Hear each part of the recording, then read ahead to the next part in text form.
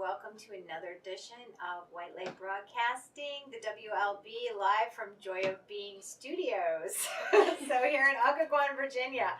I'm here with some of Joy of Being's practitioners. Today we have Joy and Dahlia, and we have our astrologer today, our in-house astrologer, Jennifer Matthews. And so today the topic is going to be astrology.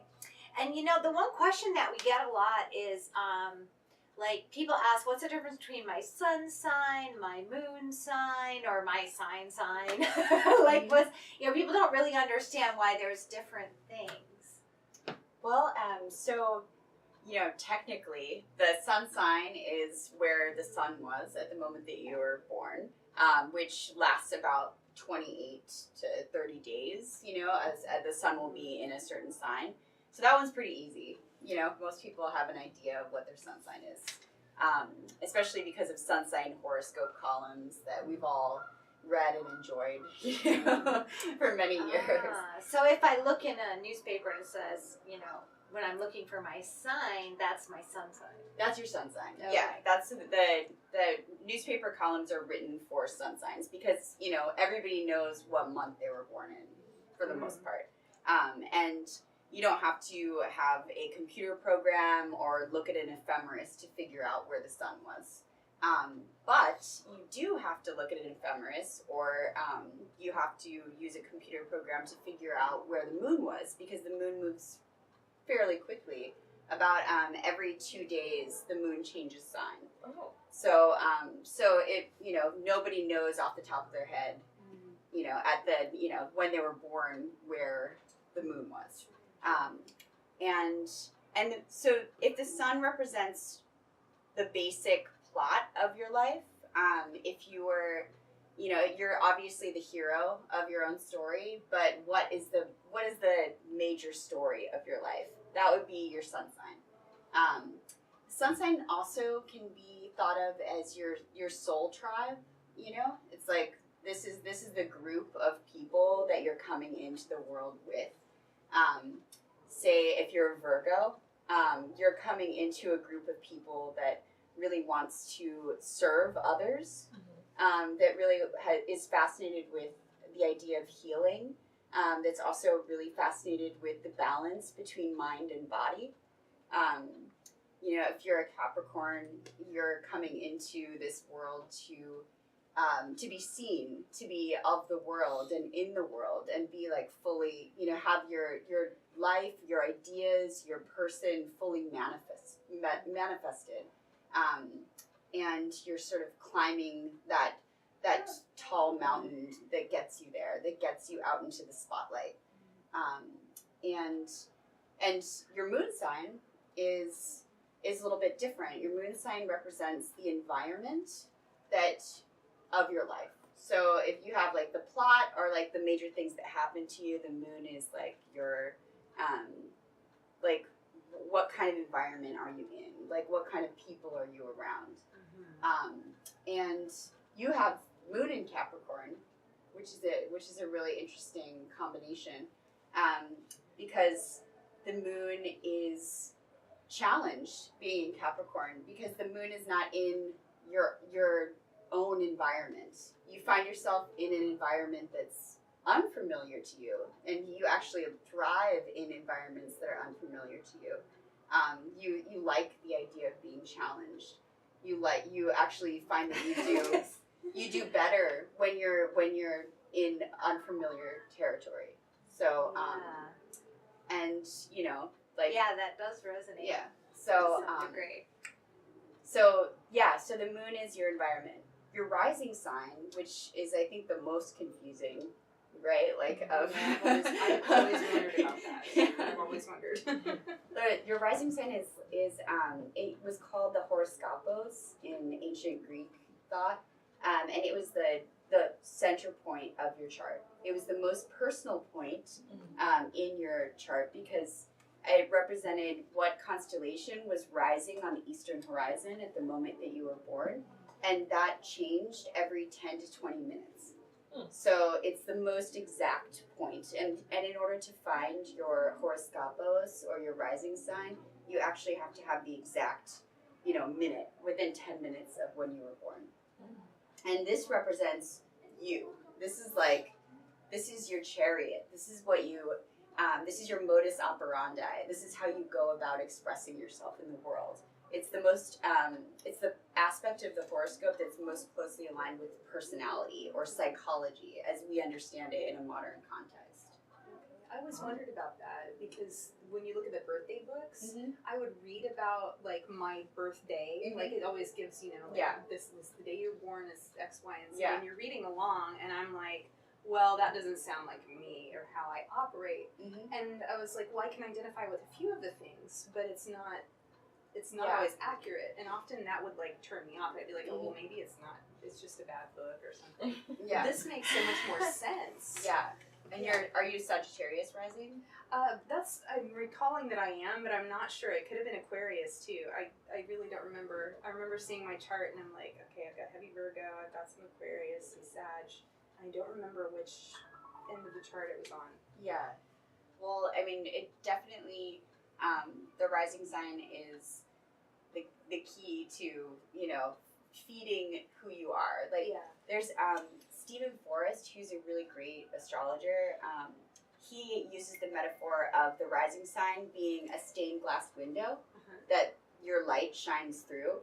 Oh, cool. So, it's can be represent how others see you, but it's not just like a mask. Like there's actually, I mean, when you think about it, when you go to the grocery store and you're like checking out, you may not be like giving the cashier your entire personality, but it's sort of like, this is your personality. If you're a friendly person, you're probably still going to be friendly and, say hello or whatever. If you're a really closed off and fearful sort of person, you probably just won't talk. Like there's sort of like your autopilot personality for going about the day, and that is not your sun sign, and that's not your moon sign. That's your rising sign. Wow. So I guess I need to look mine up again because Aquarius and Sag are pretty different. and really, like if you want the sun sign, column horoscopes to be more effective, read for your rising sign. Oh wow, cool. Because they're using what they call solar charts, and that's they put the sun on the first house, but it's confusing. But the way that your chart is set up, your ascendant or your rising sign is your first house. So actually, if you go, if you're reading like Susan Miller or, Astrology Zone or whatever, if you read for your rising sign, that'll time events for you. Any horoscope writers that go into, this is happening right now, the new moon, the full moon, they're going to cause this to occur or spark this in your life. If you want to get like the nitty gritty of like what days this stuff is happening, then you should be looking at your rising sign. Okay, that's definitely good to know. Wow. We've been reading it wrong all this time. I know. I'm always in my Capricorn one. Yeah, you don't. That's too bleak, right? I know. It's always Exactly. like I feel like death warmed over some days. And I'm like, what? You're kidding. You were mentioning those newspaper columns. What about those individuals who are like, oh, this can't be for everybody? Like, how do you feel about those? Well, I agree. I totally agree that. I think sun sign columns, when they're well written, are really fun and really interesting, and I think that they can give you some really great general insight. But I do think that if you want to know more about who you are and what your purpose is, you want to either consult a professional astrologer or start, reading some books and studying it yourself. Because really getting to know your own chart is a lifelong process, because just like getting to know yourself is a lifelong journey, and nobody's going to be able to pinpoint, who you are or, how you feel, or how you're acting in the world in a newspaper column for millions of people. Yeah. But they Or could give you a original. good idea, Yeah. Well, especially since, there's like, just, how many millions of people Yeah. and then 12 listings there. Yeah. It's like, Yeah. seriously? So like 12% of or 12 goes into 100, how many? 8% of the people, are all going to have all these Yeah, things. It they're doesn't make exactly sense, like this. It really doesn't. Yeah, absolutely. Yeah. Yeah, have you guys Very ever heard of the, is it Caroline Miss? Yeah, like all the different archetypes. Yeah. Like, I feel like that's a better representation of, like, the types, like, that there are. Like, and I feel there's definitely Yeah. more than 12. Yeah. Like, fittingly so, Yeah. like, but that's, like, I feel like as human beings, we're so much more than just a type. Like Yeah. we're a complex mixture of Well, different even with the archetypes system or school of thought, which is actually originally Jungian, it's not really Carolyn Miss. Yeah. It's the interesting thing about that is that you can be multiple types. You have kind of like a main type, and then you have other things, because we all have aspects of all different characteristics and types. But that's a good point.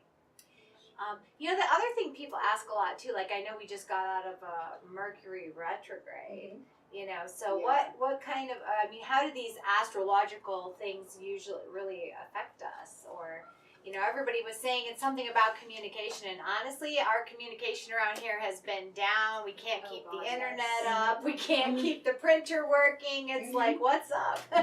Now, I guess it's finally over, right? It is.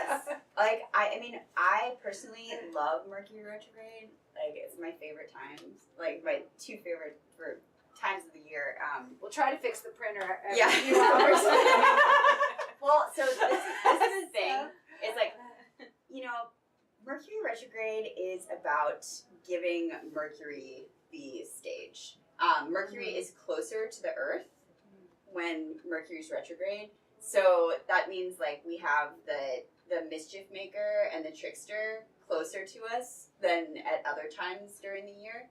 So basically, he's gonna, cause some, like, weird stuff to happen and make you scramble and force you to. So it's like having gremlins. Yeah, but it's like if you had gremlins that were like their ultimate, ambition was to make you think differently, communicate differently, use gifts that maybe like you haven't been using. It's So we were supposed to Reiki the printer. exactly no, totally. It's this idea that so.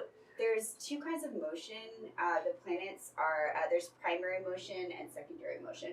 Primary motion corresponds to the idea of the prime mover, like the god, the workings of destiny or fate. And secondary motion corresponds to the planets, and that represents sort of human will. And so when a planet goes retrograde, the planet is moving with the prime motion. They're switching from secondary motion or human will to moving with destiny or fate. So it's almost like Mercury retrograde periods. It's, everybody talks about their phones breaking and printers not working and communication issues, but it's almost like there's this sense that like fate happens during Mercury retrograde where you're like, oh, my phone's not working, I can't get a hold of this person, so instead I'll just walk down to their house, and then on the way to their house I meet this other person that I start talking to that ends up having the solution to this other thing that I've been working on. It's like this, it forces you to sort of let go and see what fate or just like letting yourself wander for a little bit, what that can do for you. Maybe that can help you solve some problems in a way that you didn't think of before and help you like come up with some creative solutions just through divine intervention, Yeah. It's almost like Mercury goes into meditation during Mercury retrograde. Tells you to put the phone down. Yeah, totally. Right. Nice. Sense. Yeah. Well, that sounds so much better. Everybody usually like, they're like, oh my god, Mercury retrograde, and like it's some terrible thing. And I try to be encouraging with people, and I'm like, it's time for introspection. Exactly, It's time for other things. But the way you just said it, I've never, even thought about that. I just don't know enough about astrology to really, Well, I was afraid of it for a really long time, and then I was like, wait, why does everything go great for me during Mercury retrograde? And then I realized that my Mercury was in retrograde when I was born, which is another interesting thing that you can tell clients that if you're born with Mercury retrograde, you do really well during retrograde periods. Nice. So you're actually, you're ahead of the game. Same with any other planet. If you're born with any other planet natally, like if you have Mars retrograde, this last 6 months that we've been going through Mars retrograde has been terrible for most people, because just like Mercury is communication goes, out of your hands, like you have to turn your communication over to destiny or fate. Mars represents your will.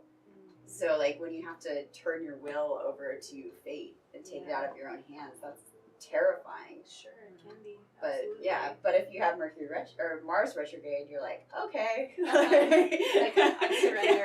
Yeah, exactly. And you do well. Yeah, you're like. Nice. Well, and then so Mars retrograde would be an opportunity for us to let go of our will. Yeah. And allow divine will or fate, as it were, to sort of come in, step in, and fill in the blanks. Yeah, I think that could be really powerful too. Yeah. And really meditate on that and focus on that during those times, huh? Totally. It's definitely, I think that Mars, in terms of just general like human, I think it's harder for us to let go of our will than it is to, maybe like not be able to talk on the phone for a couple of weeks. As a Virgo, I know, it's like out of control. Capricorns, we like control too. Yeah, no, totally. Yeah.